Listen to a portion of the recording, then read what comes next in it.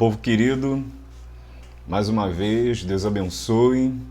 Aula 30, era necessário. A gente vai fazer um pequeno avanço na nossa leitura do texto. A gente terminou o capítulo 7, a gente está entrando no capítulo 8. Capítulo 8, o que nos interessa agora é a leitura dos versos 27 aos versos 32. A gente vai olhar esse episódio aí na caminhada de Jesus. A gente tem no início do capítulo 8 a segunda multiplicação dos peixes. Ela é um episódio importante. Os comentaristas dizem que essa multiplicação foi uma multiplicação feita para os gentios.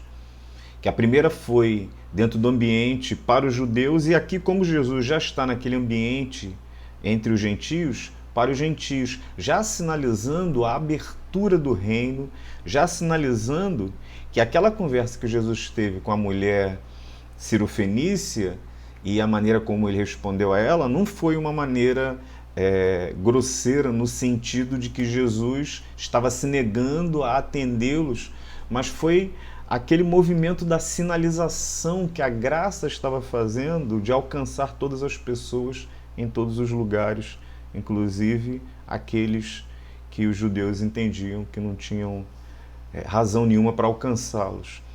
A gente tem depois, a partir do verso 11 do capítulo 8, o pedido de sinal pelos judeus, pelos fariseus, porque eles estavam de novo testando a Jesus, e aí querendo saber se ele dizia, aquilo que ele dizia a respeito de si mesmo, se era verdade. Então, de novo, mais um sinal, e Jesus vai dizer que não fará um novo sinal no meio deles, porque eles são uma geração perversa.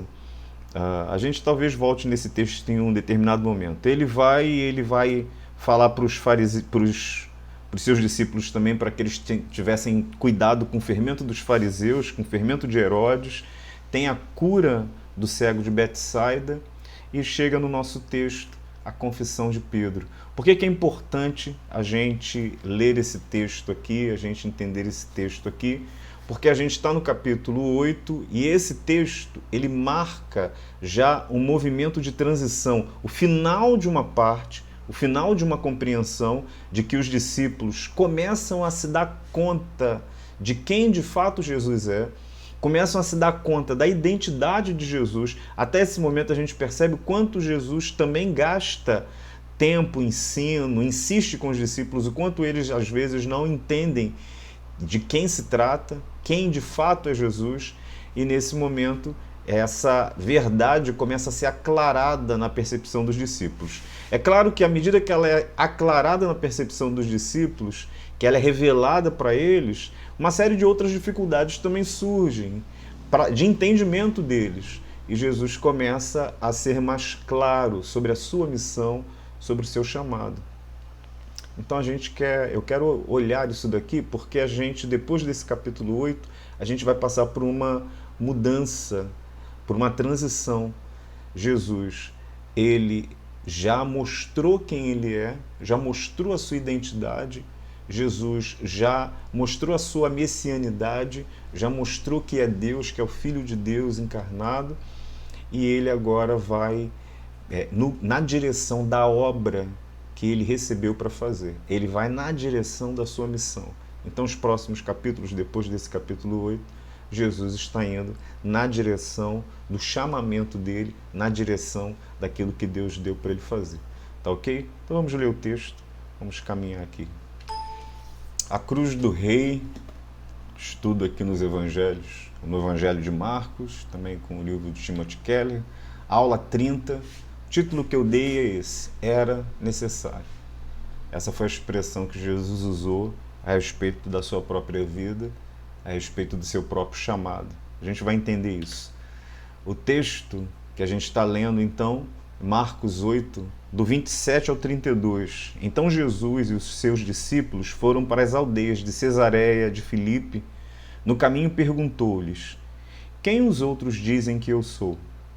Os discípulos responderam: uns dizem que é João Batista, outros dizem que é Elias, e ainda outros dizem que é um dos profetas. Então Jesus perguntou: E vocês, quem dizem que eu sou? Respondendo Pedro, lhe disse: o Senhor é o Cristo. Então Jesus os advertiu de que a ninguém dissesse tal coisa a seu respeito. Então, verso 31, Jesus começou a ensinar-lhes, olha a expressão, que era necessário que o Filho do Homem sofresse muitas coisas, fosse rejeitado pelos anciãos, pelos principais sacerdotes e pelos escribas, fosse morto e que depois de 3 dias ressuscitasse. E isto ele expunha claramente. Então Pedro, chamando-o à parte, começou a repreendê-lo. A gente vai ler só aqui e aí nas próximas semanas, nas outras semanas, a gente completa, a gente faz a leitura da perícope toda, a gente faz a leitura melhor do texto. O que me interessa essa parte do texto aqui? Primeiro, por isso que eu já coloquei, capítulo 8, é o clímax desse primeiro ato, em que Jesus vai mostrando a sua identidade. A gente viu aqui na nossa leitura que Jesus ele fala a partir da afirmação dos discípulos: tu és o Cristo, tu és o Cristo. A partir dessa afirmação, ele então diz que tudo o que aconteceu com ele até aquele momento foi do propósito de Deus, foi do propósito da sua missão, e ele vai dizer que era necessário que ele sofresse muitas coisas, que ele padecesse, que ele fosse rejeitado. Então as rejeições que ele sofreu, aquilo pelo qual ele passou, era e fazia parte também do propósito de Deus que ele tivesse que passar. O texto diz aqui que ele vai expor aos discípulos isso agora de maneira clara.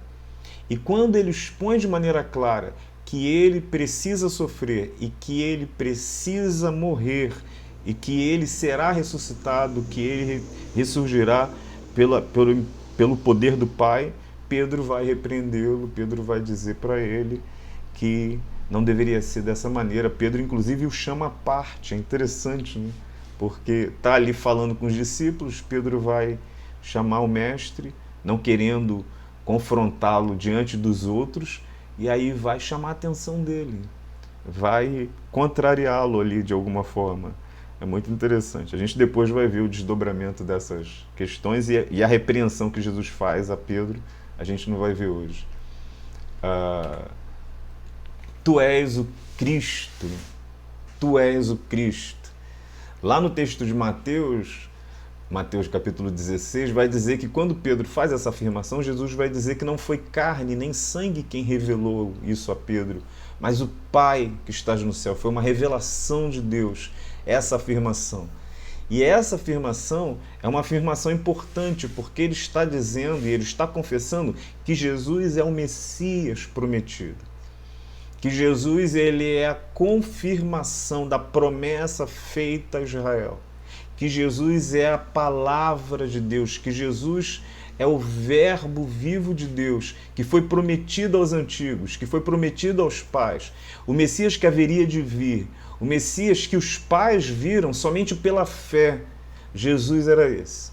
Eu peguei aqui uma definição para te lembrar, a gente já falou sobre isso em outro momento, que Cristo é o termo usado em português nós usamos, para traduzir a palavra grega Christos, é assim que se lê no grego, Christos, que significa ungido. Então, Cristo é o termo transliterado da palavra Christos, que significa ungido. Então, o que significa Cristo? Ungido. E esse termo grego, ele é uma tradução do termo hebraico, Messias. Então, quando nós falamos o Messias, nós estamos falando do Cristo, nós estamos falando do ungido. Então, quem é ele? Ele é o ungido de Deus. A gente já conversou sobre isso em um outro momento. Ele é ungido de Deus. E é essa percepção que Pedro vai ter ali junto com os discípulos. Qual o problema disso? Qual o problema dessa afirmação que Pedro faz, daquilo que Jesus começa a ensinar e da postura de Pedro de repreender Jesus? É que ele é um rei, ele é um Messias, ele é um Messias aguardado, mas ele não é como aquele rei que eles aguardavam. Não sou como o rei que vocês aguardam. A unção era uma espécie de reconhecimento que tradicionalmente era feita também aos reis. Os reis, quando eram coroados, eles eram ungidos. E essa era uma marca distintiva da sua realeza ali. Jesus, ele é identificado aqui como um rei, mas Jesus não é identificado, Jesus se identifica não como o rei que eles aguardavam, mas como um outro tipo de Messias, um outro tipo de rei, um outro tipo de promessa de Deus, e é isso que Jesus começa a mostrar claramente para eles. O verso que nós lemos diz: então Jesus começou a ensinar-lhes que era necessário que o Filho do Homem sofresse muitas coisas, fosse rejeitado, fosse morto, ressuscitasse, e ele expunha isso de maneira clara. Pedro vai confrontá-lo. E por que Pedro vai confrontá-lo? Pedro vai confrontá-lo porque existia na compreensão do judeu médio a percepção de que o Messias viria. Você tem nas promessas, por exemplo, de Daniel, e as referências aqui, a referência aqui está errada, tá bom? Depois eu conserto no slide que vai lá para o drive virtual. Nas profecias de Daniel, uma referência a alguém parecido com o Filho do Homem. Quando Jesus ele cita que o Filho do Homem, era necessário que o Filho do Homem, ele também evoca essa percepção que existe no texto bíblico, que existe a partir dos profetas. Uma figura messiânica divina que vem com os anjos para acertar as coisas. Ele vem com os anjos para cumprir a justiça de Deus. Ele vem com os anjos para dar um basta a toda dor e a todo sofrimento e a toda subjugação que o povo de Israel sofria até aquele momento. A gente conversou bastante sobre isso, que surge no início do Novo Testamento, existe o reinado, né? O reinado de Herodes ali e as nações, a nação romana que está ali governando. Então uma série de reis, uma série de poderosos estão ali. E surge um outro rei, um bebê nasce, um filho nasce numa manjedoura. É simples, parece frágil inclusive, mas sobre os ombros dele, como diz Isaías, está todo o poder. Sobre os ombros dele está toda a autoridade. Então, até este momento, os judeus eles não tinham associado a figura do Messias a alguém que passaria por sofrimentos. Porque na compreensão deles, o Messias que eles aguardavam é um Messias vingador. É um Messias que teria poder, autoridade e aplicaria a justiça de Deus. Então, há uma menção, e o Antigo Testamento faz diversas menções sobre isso, mas eles não conseguiam fazer uma associação clara.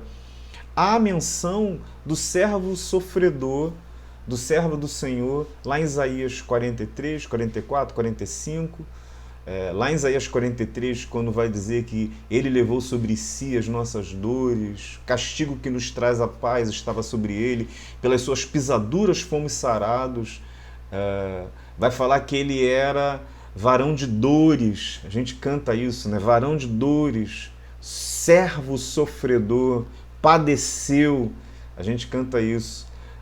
Mas essa associação a que o Messias, aguardado por Israel, viria desta maneira, deste modo, não era uma associação muito clara para o judeu naquele momento. Então, se pressupunha que o Messias ele surgiria e ele derrotaria todo o mal e toda a injustiça e ele colocaria todas as coisas em harmonia. Então, como é que ele poderia vencer o mal? Como é que ele poderia vencer toda a força opositora a Deus, opositora aos judeus, sendo derrotado? Sendo alguém que parecia fraco, sendo um Deus que, ao invés de, com o seu poder e com a sua força, demonstrar o seu poder e sua força, sendo um Deus que padecesse, que sofresse, um Deus que morresse. E, mais ainda, como é que o Messias morre? Como é que alguém pode matar o Messias? E sendo Jesus filho de Deus, como é que o Deus morre? Então essas compreensões, elas são muito difíceis para que os judeus pudessem ter. E depois a gente vai ter o Novo Testamento, Paulo explicando isso, e é um desafio também entender isso. Como é que Deus morre? Como é que as coisas se dão dentro desse sentido? E outra coisa, não somente como Deus morre, mas por que morre? Por que morre? Era necessário que o Filho do Homem sofresse. E isso vai de encontro àquilo que Pedro e aquilo que os discípulos esperam e aguardam do Messias. Por isso, não há uma contradição na lógica do judeu ele ter afirmado, Pedro ter afirmado, tu és o Cristo, tu és o Cristo. E quando Jesus começa a falar da sua trajetória, ele chamar e ele repreendeu, dizendo que aquelas coisas não aconteceriam com ele.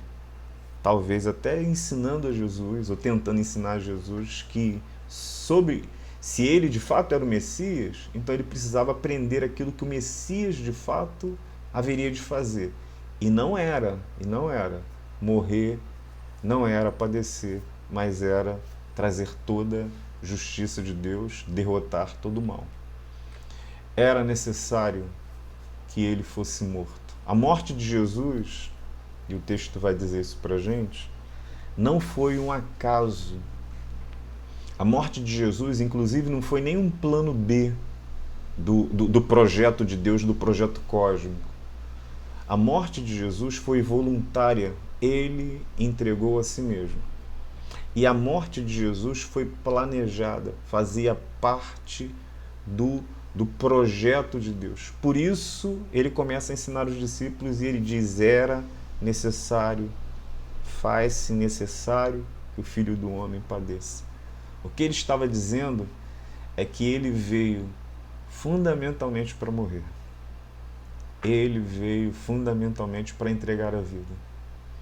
Pedro repreende de maneira contundente, mas não havia indicado como Messias ou identificado como Messias, aí foi aquilo que a gente já discutiu. Sou Messias, o rei, mas não vim para viver e sim para morrer. Não estou aqui para assumir o poder, mas para abrir mão dele.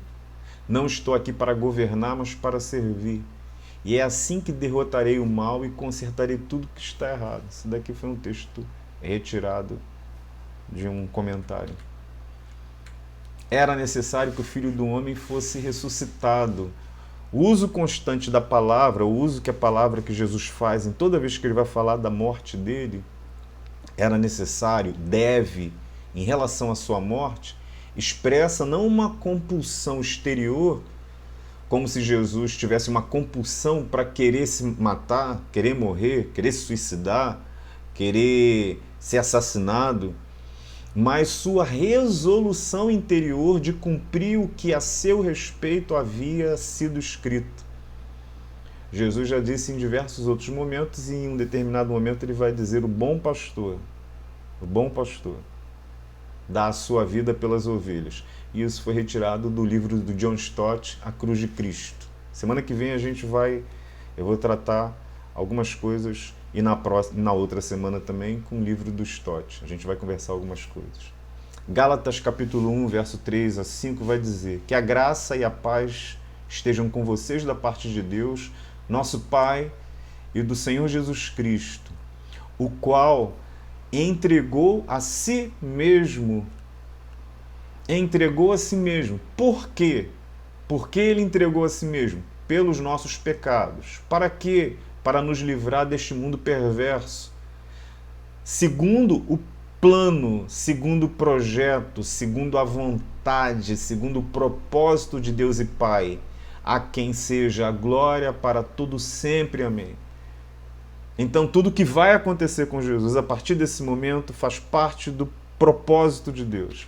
Era necessário que ele sofresse, era necessário que ele padecesse, era necessário que ele fosse morto, era necessário que ele fosse ressuscitado. John Stott, ainda no seu livro, na página 56, ele vai colocar essa pergunta: quem entregou Jesus para morrer? Quem entregou Jesus para morrer? Porque a artimanha dos judeus fez com que aquele plano que eles vão intentar contra Jesus dê certo. A estrutura e as percepções políticas dos romanos executaram o plano dos judeus. Você tem também Judas, que traiu a Jesus. Mas John Stott vai dizer, quem entregou Jesus para morrer não foi Judas por dinheiro, não foi Pilatos por temor, não foram os judeus por inveja, mas foi o Pai por amor. Isso não significa que nenhum desses eles estão isentos de responsabilidade. Não, eles têm responsabilidade.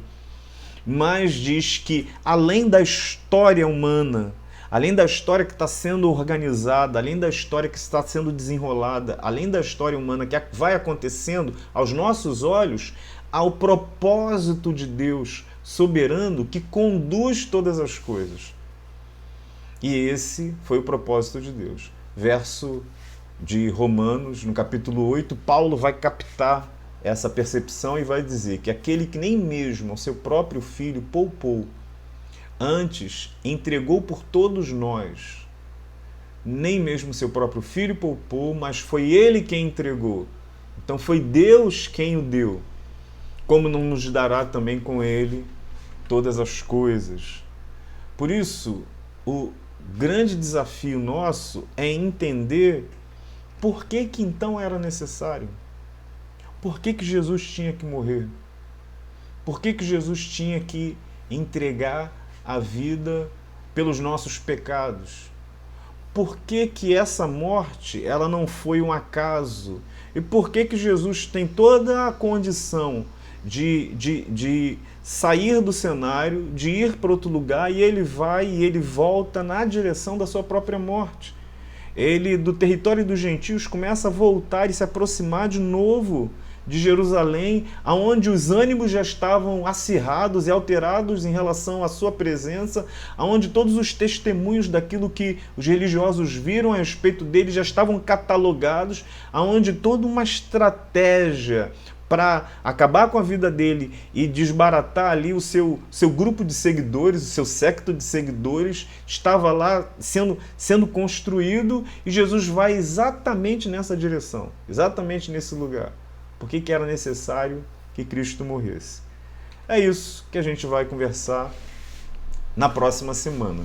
Então essa conversa hoje foi menor, e eu estou tentando gravar textos menores, mas foi menor justamente porque eu preciso então começar uma conversa nas próximas 2 semanas que vai interromper um pouco a nossa leitura.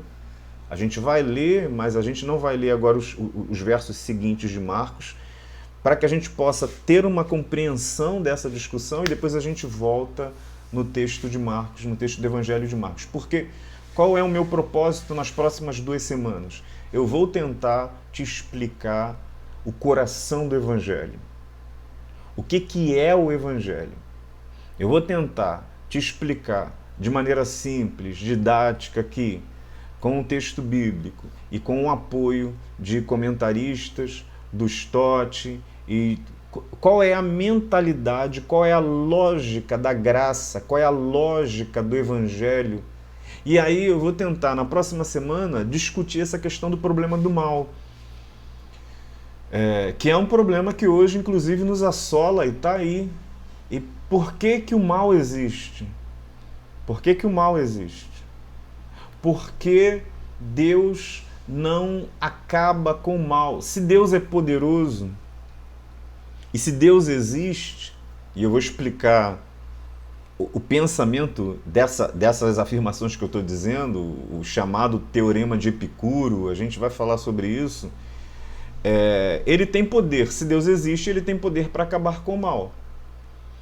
Se Deus existe, ele é Deus. Então, se ele é Deus, ele é poderoso. E se ele é poderoso, então ele tem poder de fazer qualquer coisa. Se ele é Deus, é amoroso, e o seu amor está a serviço do seu todo poder, então ele tem poder para acabar com o mal. Então, um Deus que não acaba com o mal, segundo essa percepção lá do Teorema de Epicuro, significa pelo menos 2 coisas. Se ele não acaba com o mal, ou ele não existe, ok? Ele não tem poder, então ele não é Deus. Ou ele não ama. Ele não ama. Ele não é um Deus digno de ser adorado porque ele é perverso. Se ele vê o que acontece na realidade e ele não se apresenta para transformar essa realidade, para arrancar o mal dela, então é um Deus que não é digno de ser adorado, se é que ele existe como Deus. Essa é a questão e as questões que a gente vai discutir na próxima semana, que são questões difíceis. São questões difíceis, que eu vou tentar apresentar de uma maneira muito simples. E na semana seguinte, então, a gente vai falar sobre o problema do perdão. O perdão não é fácil. Perdoar nunca foi fácil. Perdão sempre significa algum prejuízo. Quem perdoa, quem recebe o perdão, recebe o benefício. Mas quem perdoa recebe algum tipo de prejuízo, seja que tipo de perdão for. Quem perdoa fica com ônus. Quem perdoa fica com ônus. Então existem outras estruturas, outros esquemas muito melhor do que o perdão. Por exemplo, lá na época dos judeus, os judeus esperavam um Messias justiceiro, vingador. Por quê? De tantas dores que eles já tinham vivido nas mãos dos seus oponentes, nas mãos dos seus dominadores. Aí se vem um Messias que perdoa esses dominadores, os judeus ficaram no prejuízo. Por que até hoje você tem uma guerra enorme naquele ambiente lá da Palestina e aqueles grupos que a gente entende que biblicamente deveriam ser entendidos como parentes, como irmãos inclusive, os filhos de Ismael e os filhos de Isaac, os filhos de Isaac gerando os judeus, os filhos de Ismael ali, os palestinos. Por que essa gente até hoje se degladia e você não vê um fim nas guerras religiosas que acontecem naquele território? Porque perdão é muito caro. Perdão é muito caro. Como é que um grupo vai perdoar o outro por milênios de agressão?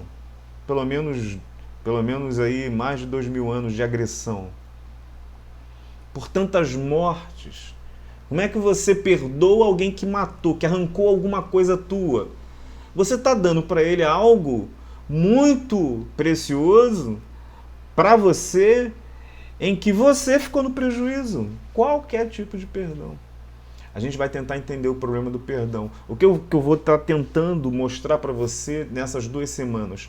Qual é o coração do Evangelho? Qual é o cerne do Evangelho?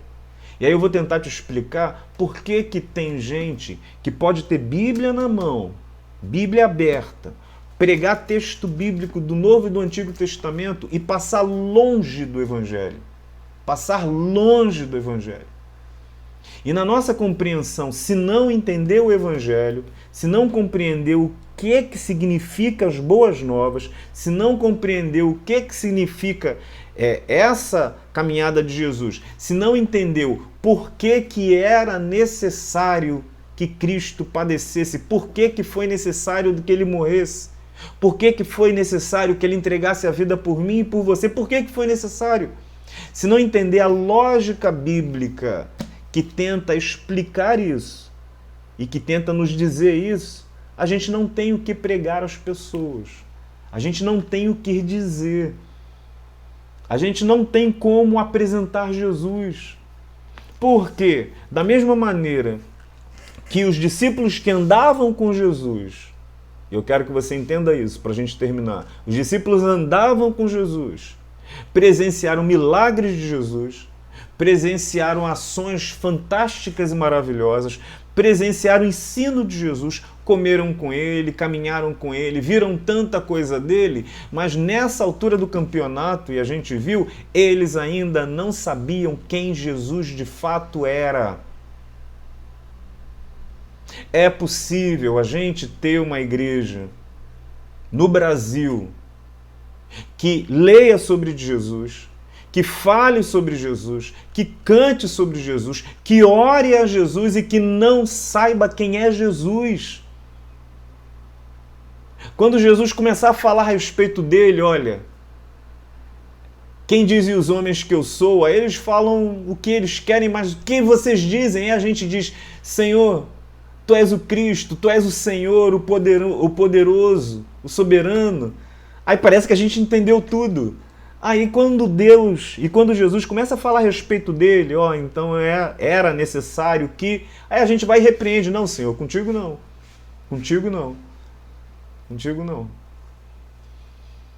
Queridos, no nosso país, e talvez no mundo, a maior dificuldade do cristianismo, da fé cristã, é exatamente perder Deus de vista. Perder Jesus de vista. Perder a proclamação fundamental. E aí a fé cristã, ela se esvai. A fé cristã, ela desaparece. O que fica? Fica aquilo que a cultura cristã constrói. Fica o prédio, fica a igreja, fica os monumentos, ficam as datas, ficam os símbolos, ficam as estátuas, ficam as festas, as festividades, mas o evangelho foi embora. Não tem mais evangelho. Não tem mais boas novas. A gente precisa discutir isso. E precisa entender quais foram as opções que Deus fez para acabar com o mal e a maldade e para nos dar o perdão que nós não merecíamos e não merecemos. Deus te abençoe. Deus te guarde. Dê uma semana na presença dele. Semana que vem a gente está junto para conversar.